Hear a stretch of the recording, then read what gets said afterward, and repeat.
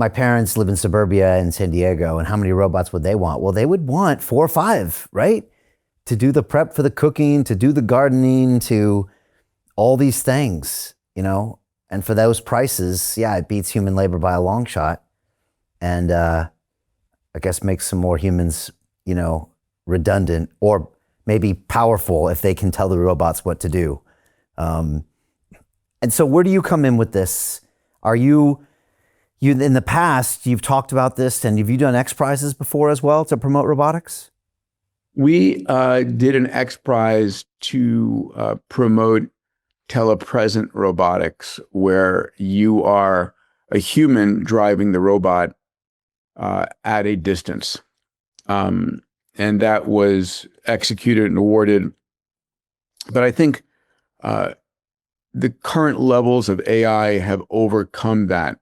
It's unlikely you'll have a human mind driving the robot. You'll do that during training of the robot, but at some point, the robot has enough capability, enough knowledge base, having seen every permutation of gardening or every permutation of surgery, or every permutation of cooking and cleaning the house, that it's able to fully autonomously operate on its own.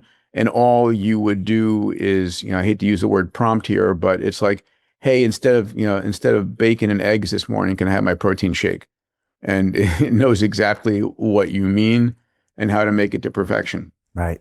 And do you think the shape will become humanoid when in fact it could be so many other things? Or do you think because it's compatible with the current design of the real world, it makes sense to be humanoid? I've had arguments with my best friends on this on my Shots podcast, and I'm clear that it will be humanoid because it is a little less scary for people versus something with 6 arms or a centaur torso walking down the street.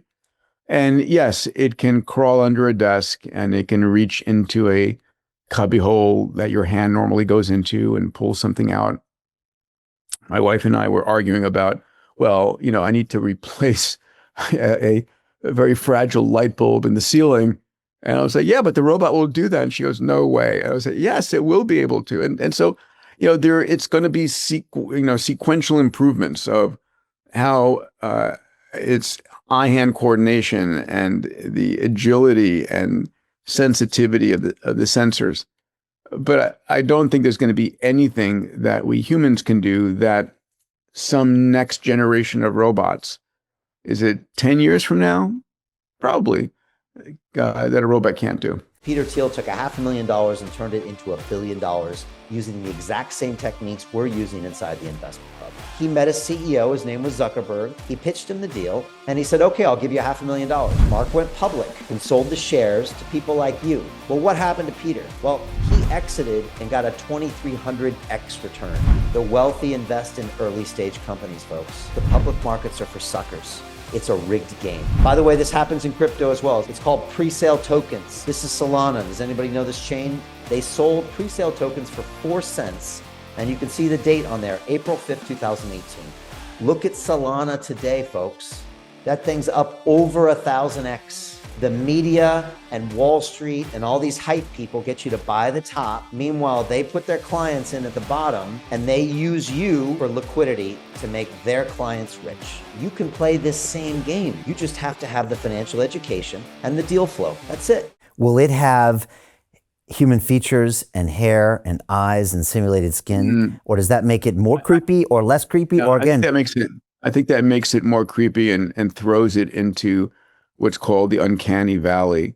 Okay. I think that these robots are not trying to pass themselves off as human. Okay. I think they are humanoid in that regard. I mean, guarantee you there will be some generations of robots that aspire to be as human looking as possible, but those will be probably in other industries, whether it's sex working or whether it's acting or whether it's, I can imagine someone in memory care facilities having a robot that looks familiar to them. and having a humanoid covering that looks like their past, spouse or their children would make a connection closer for them. So there will be reasons that you might try and pass yourself off with a neoprene, perfectly shaped face covering, but the majority of robots will be clearly robots and not try and mask that. Maybe it's organic tissue in the future. Yeah.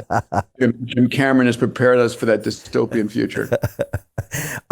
Yeah, but then again, it is a weird singularity, and we don't know what we normalize to. So who knows? Maybe in the future, people will get comfortable with it, and they'll just say, "For God's sakes, just give them a face already." But to be seen. I guess that's another real singularity that probably isn't even getting much press right now. Just the fact that we might be surrounded by more robots than humans.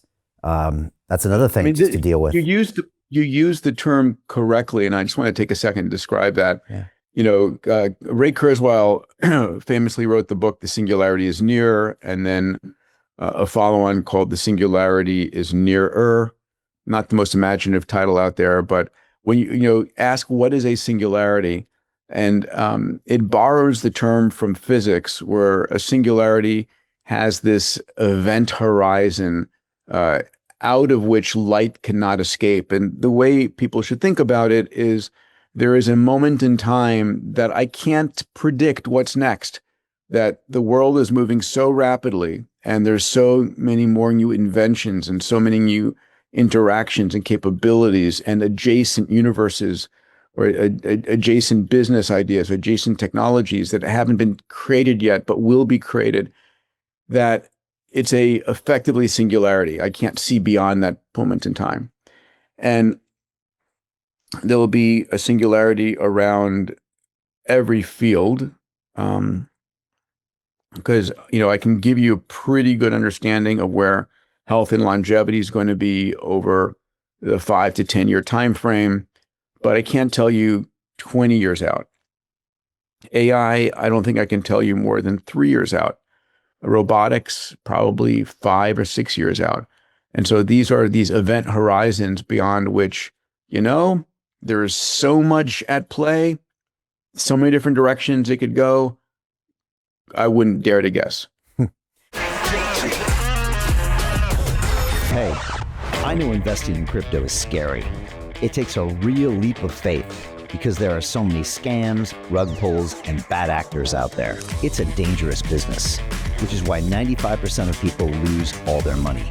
Well, that's why I created the London Real Investment Club, so you can access the hottest deals on the planet and use the crypto bull market to create the generational wealth that you deserve. Join my team of over 100 people from around the world that are making millions of dollars behind the scenes investing in blockchain, AI, Web3 games, DeFi, Bitcoin, and more. Don't miss out. Click the link below to book a call with one of my team now. But hurry, this bull market will end soon. I know investing in crypto can be scary. That's why you gotta join the investment club. Pull the trigger. Let's do this.